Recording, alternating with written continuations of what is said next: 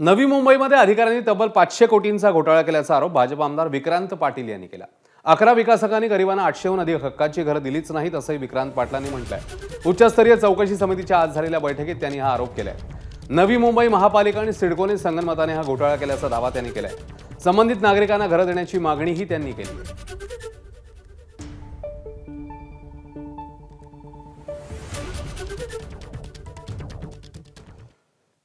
आता विमान प्रवास करणाऱ्यांसाठी अतिशय महत्त्वाची बातमी। गेल्या 2 ते 3 दिवसापासून इंडिगो एअरलाइन्सचा पुरता फज्जा उडालाय।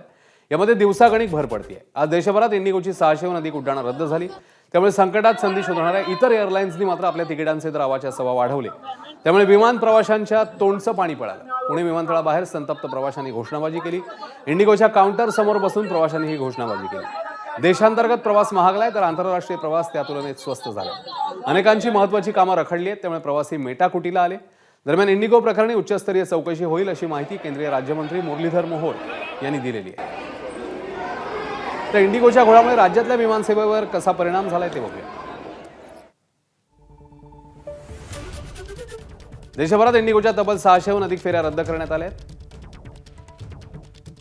पुणे मुंबई तिकीट 61,000वर गेले। पुणे दिल्ली तिकिटाचा दर गेल्या 27,000वर, तर पुणे बंगळुरू 49,000 एका तिकिटाकरता मोजावे लागते। दिल्ली आणि चेन्नई प्रवासासाठी विमानच उपलब्ध नाही अशी स्थिती बघायला मिळाली। तर दिल्ली कोलकाता प्रवासाकरता 38,700 रुपये इतका दर पाहायला मिळाला। मुंबई श्रीनगर एरवी 10,000च्या घरात तिकीट असतं। आता मुंबई श्रीनगर तिकिटाचा दर गेला 62,000वर। परतीच्या तिकिटाकरता हाच दर 92,000 इतका वाढलाय।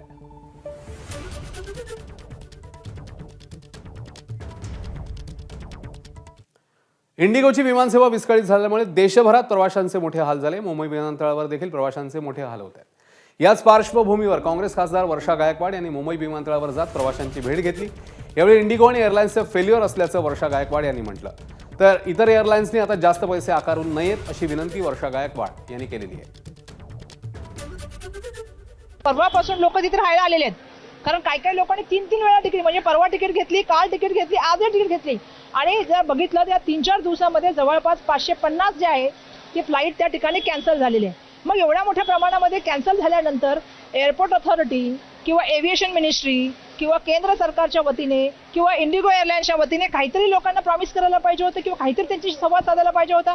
आज तुम्हाला फक्त बाहेरची परिस्थिती दिसते, आतली परिस्थिती ह्याच्यापेक्षा विदारक आहे।